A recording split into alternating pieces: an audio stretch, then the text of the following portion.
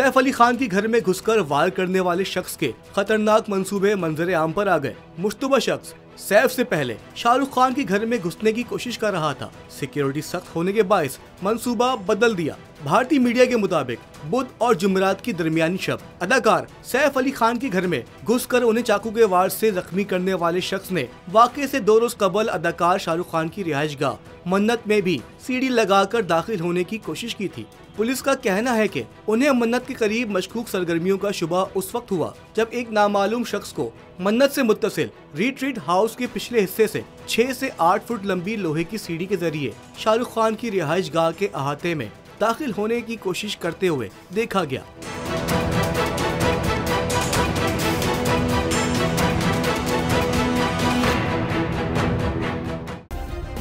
Subscribe करें और bell दबाएं ताकि कोई खबर रह न जाए।